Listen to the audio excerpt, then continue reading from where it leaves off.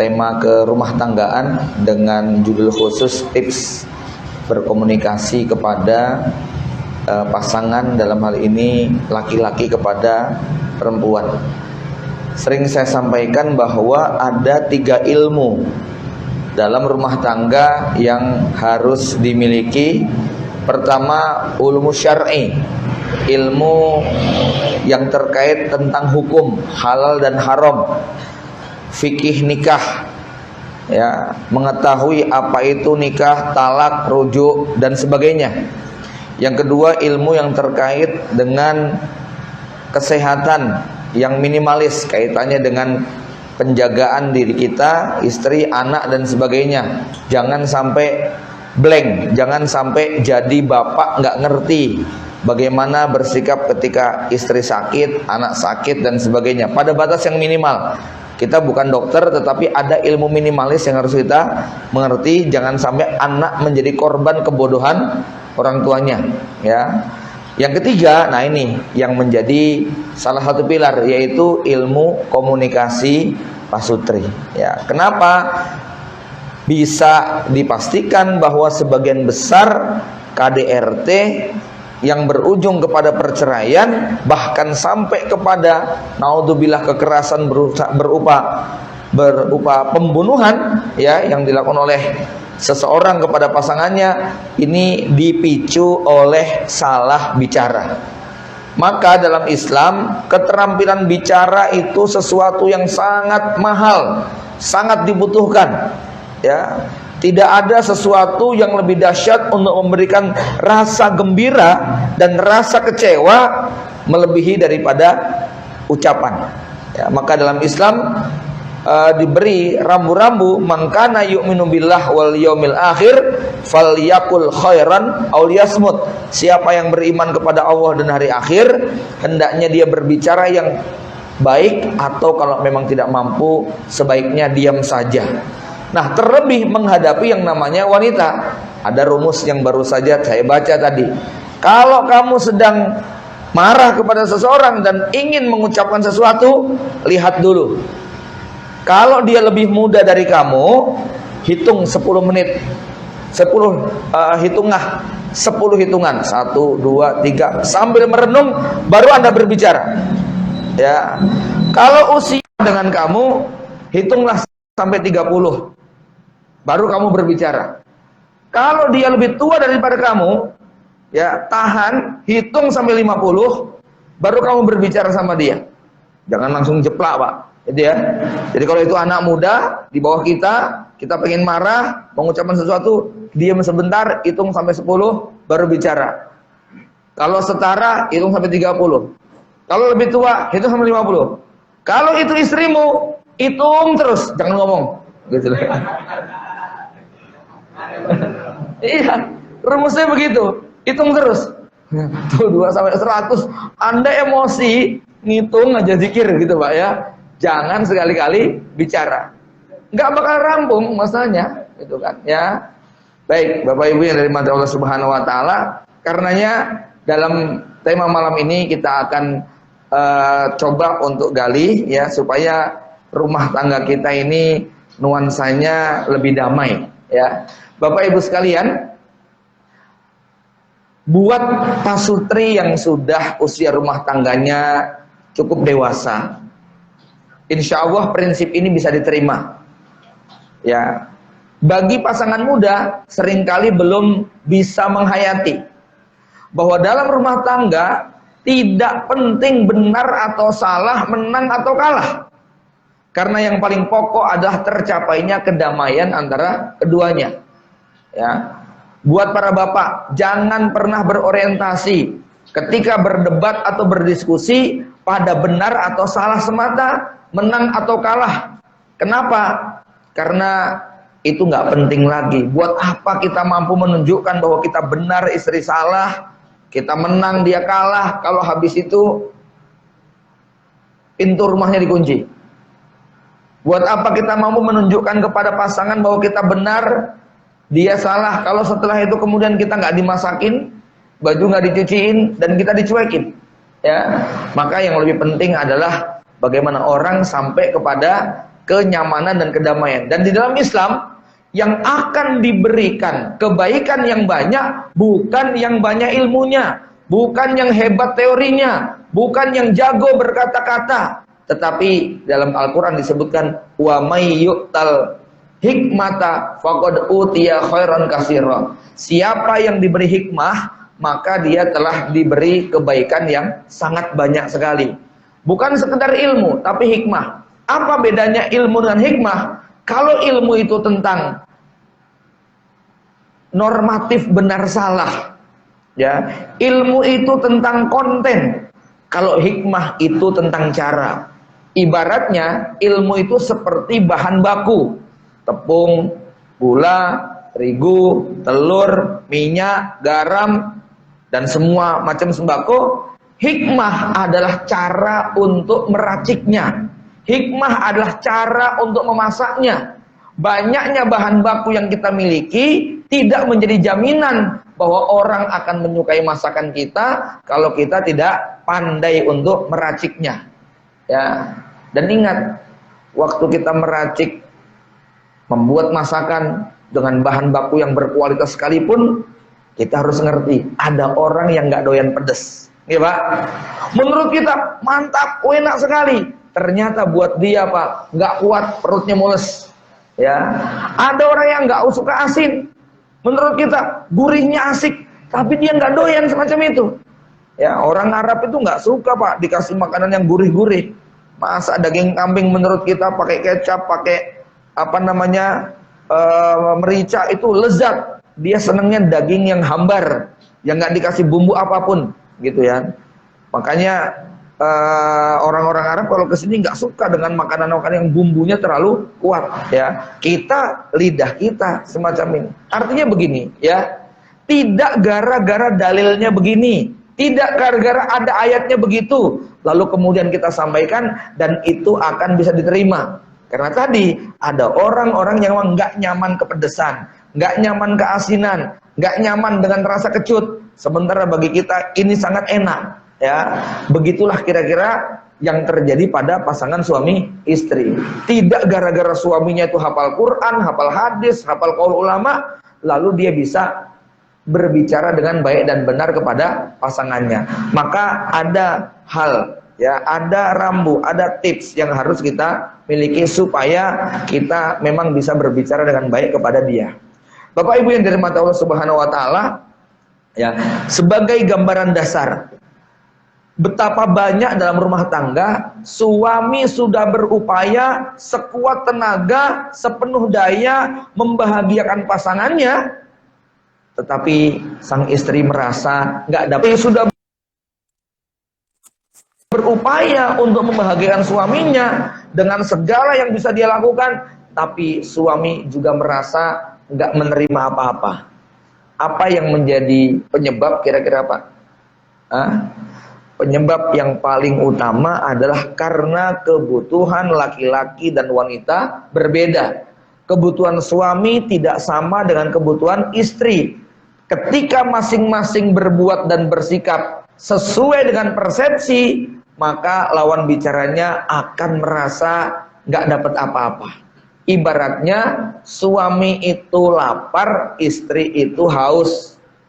Tetapi pada saat masing-masing itu meminta, orang memberikannya sesuai dengan persepsinya. Contoh, suami lapar, istri haus. Lalu suami bilang begini, "Dek, aku lapar." Ya, aku lapar. Kata istrinya, "Bentar ya." Istrinya pontang-panting dapat air 1 galon. Itu gotongnya perjuangan. Ya, disuguhkan kepada suami. "Ini Mas," gitu kan ya. Istri merasa berjasa bisa ngotongin air 1 galon. Suami melihat lapar-lapar disuguhi air 1 galon. Ya diminum juga sih, Pak, tapi nggak banyak. Ya, kata suaminya, "Dek, aku tuh lapar." "Oh iya, bentar. Istrinya perjuangan manjat pohon kelapa, metik 5 butir, diplatoki, disuguhkan kepada suami. Kata suami, "Aku tuh ngelih loh, Dek," gitu kan ya. "Oh iya, bentar. Istrinya putar-putar ke pasar, dapat minuman Coca-Cola, Fanta, Sprite 3 kerat, dibawa pulang ke rumah, disuguhin. Kata suaminya apa? Kembung ini caranya, gitu loh ya. Masya Allah, istri berjuang mati-matian, di mata suami nggak ada nilainya, bahkan dianggap menyakitkan. Sebaliknya, istri bilang, Mas, ya, aku ngelak, aku haus. Kata suaminya, oke, bentar-bentar. Suami pontang-panting, browsing, keliling, hunting, cari, dapat nasi goreng. Gitu kan? Disuguhkan kepada istrinya. Ya dimakan juga, Pak. Kalau sudah mulai nih, udah mulai seret ini ya. Mas, aku tuh haus banget loh, Mas. Oh iya, bentar. Suami putar-putar keliling, dapat yang namanya kue apem atau bolu. Ya, akhirnya disuguhkan. Istrinya sudah mulai jengkel sekali. Padahal suaminya mencari itu pengorbanan yang luar biasa.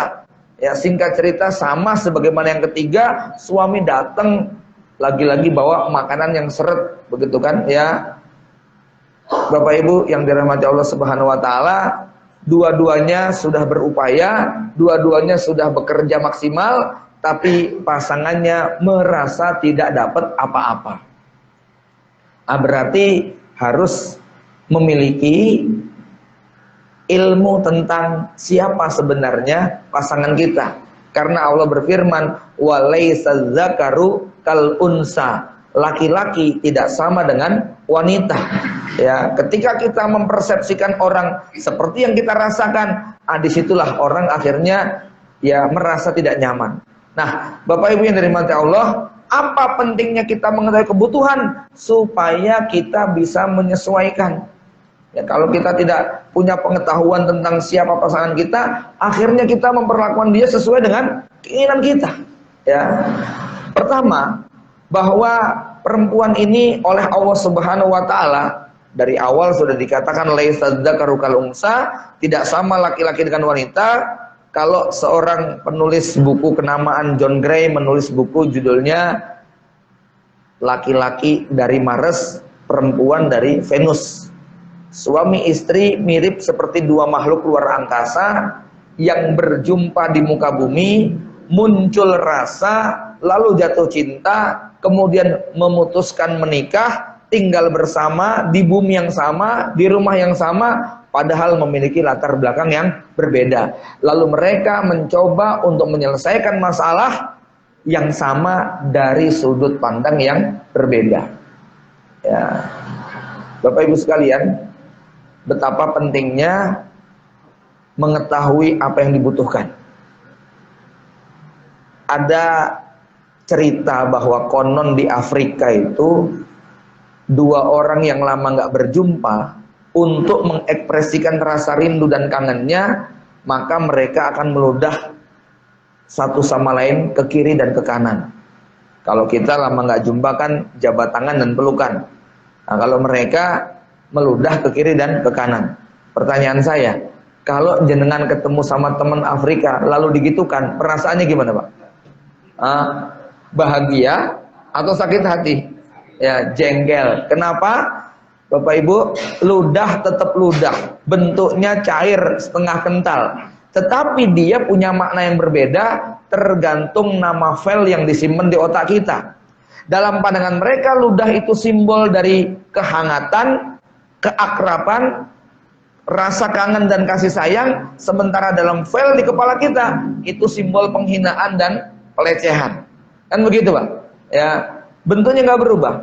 Maka ketika kemudian kita sama-sama punya file yang namanya sama, kita akan mudah. Nah, inilah yang perlu kemudian kita memiliki perasaan yang sama dulu nih dengan pasangan kita. Bapak Ibu sekalian, perempuan ini diberi sesuatu yang berbeda, bukan hanya secara fisiologis, tapi juga secara psikologis. Bukan hanya casingnya, tapi juga softwarenya. Bukan hanya luarannya, tapi juga dalamnya. Ya, luarannya jelas, mereka lebih halus. Secara umum, bobot ataupun volume otak mereka lebih kecil daripada kita. Kalau ada yang pernah menimbang, ataupun nggak usah menimbang lah ya, membaca berapa berat otak laki, berapa berat otak perempuan. Otak laki-laki itu kurang lebih 1100 sampai 1350 gram. Otak perempuan 850 sampai 1100. Ada selisih sekitar 250 gram. Ya. Berarti secara volume punya istri lebih kecil daripada punya suami. Ya. Ibarat mesin, ya. Jadi punya perempuan otaknya lebih kecil, tapi menurut penelitian dia bekerja 8 kali lipat otaknya laki-laki lebih cepat. Ya.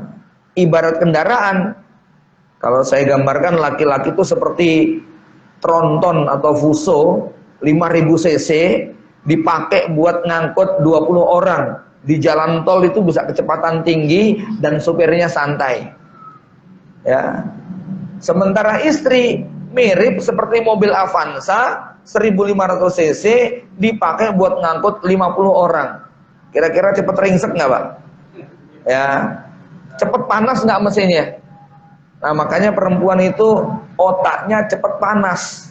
Karena cepet panas harus sering-sering diservis, harus sering-sering diademin. Ya. Gimana cara nyervisnya? Gimana cara ngademinnya? Nah, ini dia nih yang berat nih, gitu kan? Ya. Karena memang otaknya gampang stres, cepet panas, ibarat mesin itu tadi kondisinya, Pak.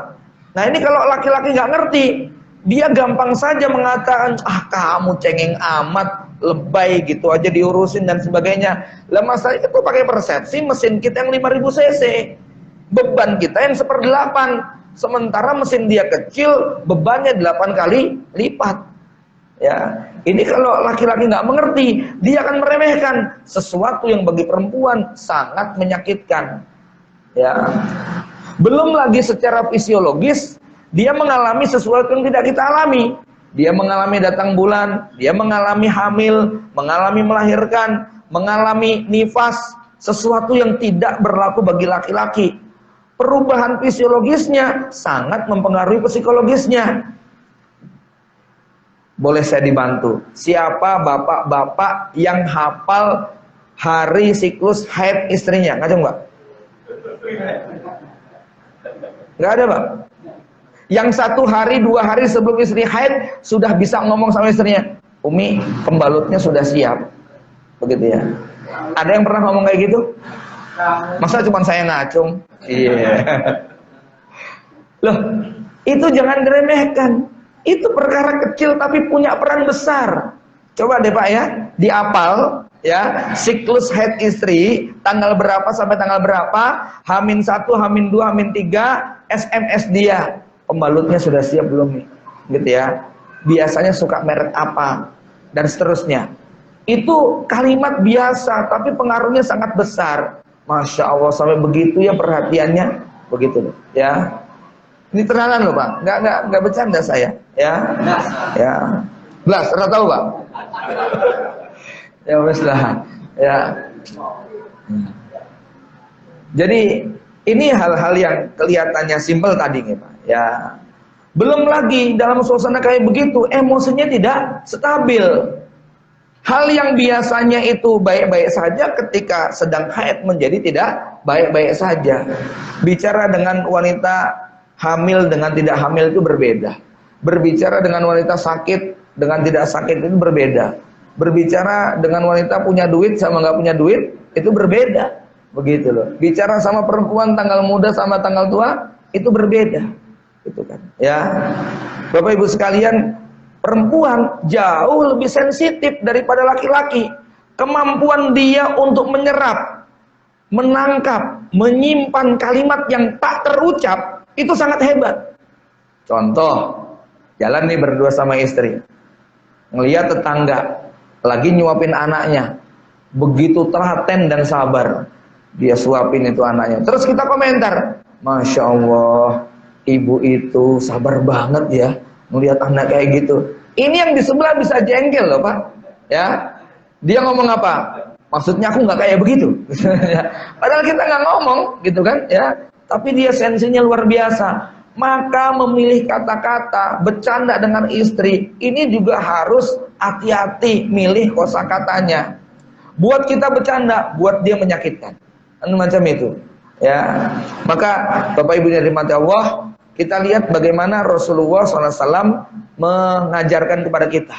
Ya, nah ada satu kasus yang saya tangani, ya, bagaimana seorang pasutri yang secara usia biologisnya sudah cukup, ya, tapi saya lihat kemampuan suami untuk menyelami perasaan istrinya ini sangat terbatas. Lah, habis dia begini tat, habis dia begini tat, habis dia suka bohong, habis dia dan seterusnya. Ya, saya katakan bapak-bapak tolong, kalau kita menangkap kalimat istri yang lebay, kayaknya rekayasa, kayaknya overthinking, kayaknya kebablasan, maka itu dia tidak sedang benar-benar. Ya, kenapa?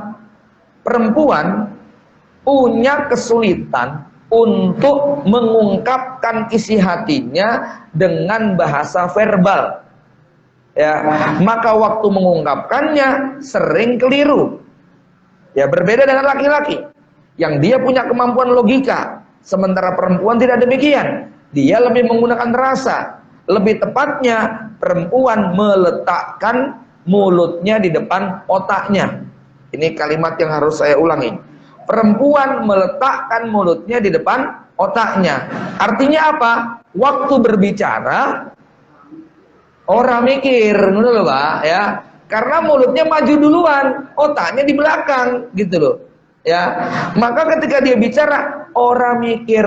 Orang kalau ngomong orang mikir itu nyenengin apa nyakitin, Pak? Sering kali menyakitkan.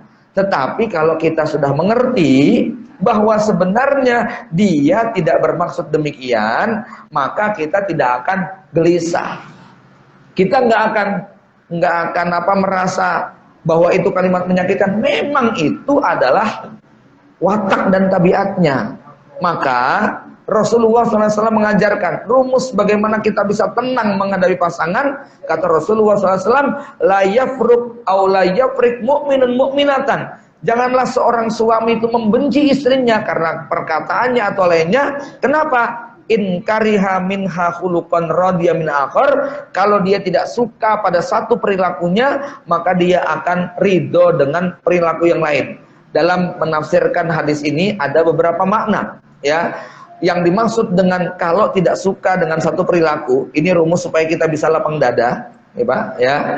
Maka ingat Nabi mengatakan kalau kamu nggak suka pada satu perilakunya, kamu pasti suka dengan yang lainnya.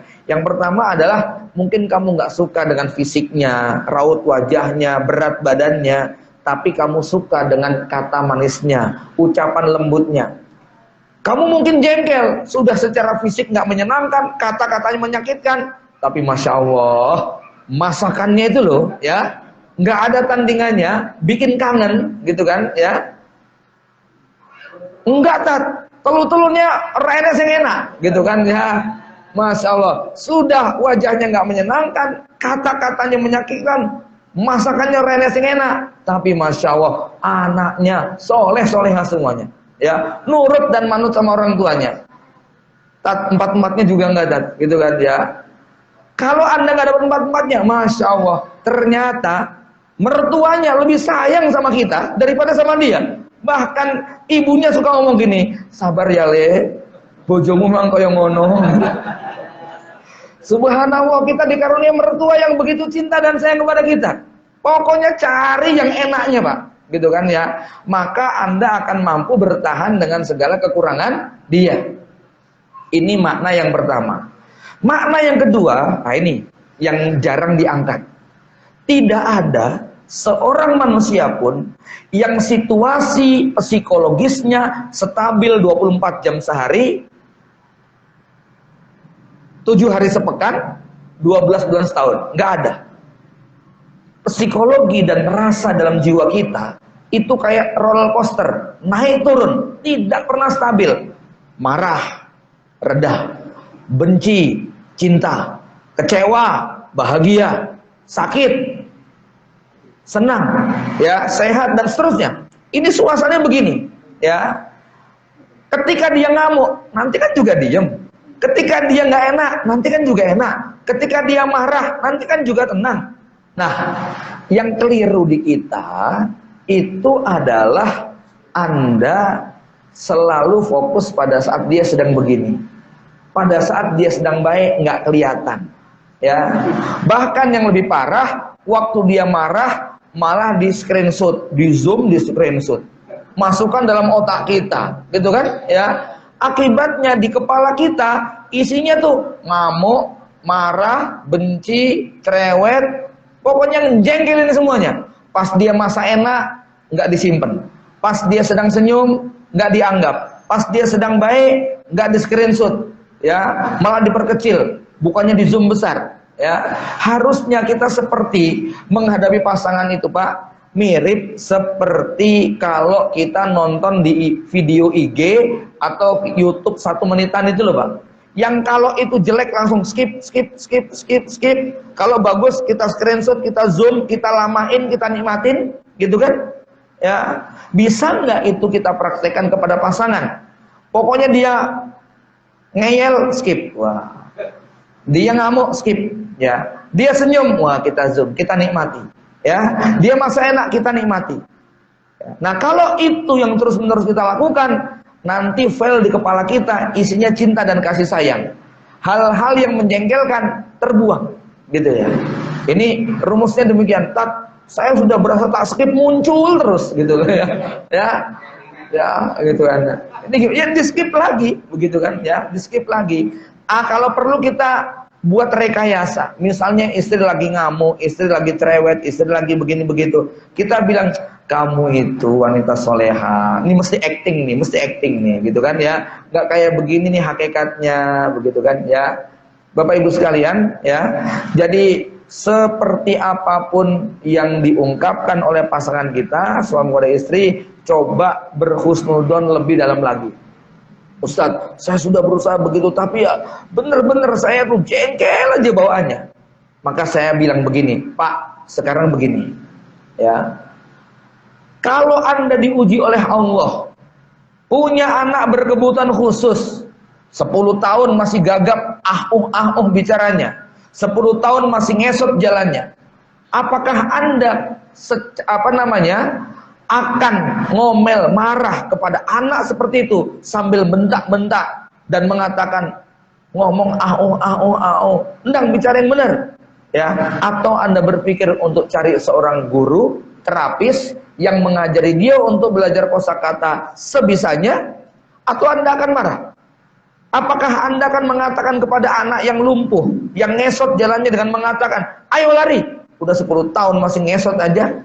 Atau Anda berpikir untuk mencarikan kursi elektrik otomatis yang bisa mengantarkan dia memenuhi kebutuhannya? Ya. Apakah Anda kalau diuji oleh Allah punya anak berkebutuhan khusus kayak gitu, Anda tetap pada mimpi Anda, anak harus juara lomba lari, anak harus jadi pintar berbicara, sementara realitanya tidak demikian? Atau Anda menurunkan tensi harapan, tetap mensyukuri berapapun dia mampu, ya, bisa mengucapkan abi umi di umur 10 tahun, kamu apresiasi, anak pinter, begitu. Bisa nggak Anda mengucapkan kalimat itu? Ya, kalau Anda mampu melakukannya, anggaplah istri Anda makhluk halus berkebutuhan khusus, yang gampang marah, gampang emosi, gampang begini, gampang begitu, dan Anda punya mentalitas seperti menghadapi anak berkebutuhan khusus tadi. Ini teorinya, Pak, prakteknya wangel, gitu ya. Ini sama ya, nanti istri juga begitu ya, menghadapi laki-laki yang temperamental, ya. Nanti kalau kita bicara tentang watak manusia, kepribadiannya, ya, yang menurut teori 4 kepribadian itu, yang model sanguin, flegmatis, melankolis, dan koleris. Nah, ini mungkin agak sedikit menambah, ya, bagaimana menyikapi orang-orang dengan watak yang berbeda tadi, ya. Seorang istri dengan watak sanguin flegmatis itu akan kepontal-pontal punya suami koleris peyur misalnya, yang tega, nggak merasa bersalah, das-des, mendobrak tembok hobinya. Sementara perempuan nggak tegaan, nggak beranian, cinta damai, nggak suka konflik, kan begitu ya. Ada memang semacam itu tipenya ya. Atau sebaliknya, suaminya yang melankolis pure, istrinya yang koleris, galaknya luar biasa misalnya ya. Nah, ini hal-hal kayak begini termasuk yang kita perlu pelajari. Kemudian ya, Allah Subhanahu wa taala mengajarkan kepada kita bahwa inna min azwajikum wa auladikum aduwwallakum, kata Allah. Di antara istri kamu, di antara anak kamu, ada yang menjadi musuh bagi kamu. Ya, kita paham bagaimana musuh. Anggaplah binatang buas yang galak, yang berusaha untuk menerkam. Apa sikap kita kepada binatang buas? Satu-satunya cara terbaik adalah kita harus jadi pawang dia. Ya, kenapa? Kalau kita mampu menjadi pawang bagi binatang buas tadi, Anda lihat para pawang, bukan cuma bisa tidur dengan gajah liar, bukan cuma bisa duduk bareng dengan harimau buas, tapi bahkan dia bisa mencari makan, mendapat rezeki melalui perantaraan binatang buas tadi. Sama dengan istri kita. Kalau Anda bisa jadi pawang buat istri, bukan cuma bisa diajak tidur, tapi juga menjadi sumber rezeki. Kira-kira begitu, Pak. Ya. Maka Allah kemudian menyampaikan jurusnya, menyampaikan pesannya menghadapi pasangan yang berpotensi menjadi musuh. Apa kata Allah? Wa in ta'fu wa tasfahu wa taghfiru. Ta'fu, banyak dimaafkan. Maafkan, begitu ya. Apapun kesalahan dia, maafkan. Selama bukan kekufuran, ya. Yang kedua apa? Tasfahu. Tasfahu itu artinya bersikap santun. Dia marah, kita ramah. Dia cemberut, kita senyum. Dia pelit, kita baik. Dia ngambek, kita peluk. Dia ngomongnya kasar, kita ngomongnya lembut. Ya. Dia ngamuk-ngamuk, kita minta maaf. Itu namanya tasfahu. Ya. Yang ketiga apa? Wa taghfiru. Ampuni dia. Hal-hal yang pernah melukai hati kita, lupakan. Gitu ya. Tidak pernah ada suami jatuh harga dirinya gara-gara dia memaafkan istrinya. Ya. Kalau Anda disuruh minta maaf dengan perusahaan lain, itu bisa jatuh harga diri perusahaan kita. Tapi suami dengan istri, istri dengan suami tidak pernah kemudian harga dirinya jatuh gara-gara saling meminta maaf. Ya, Bapak Ibu yang dirahmati Allah Subhanahu Wa Taala. Kemudian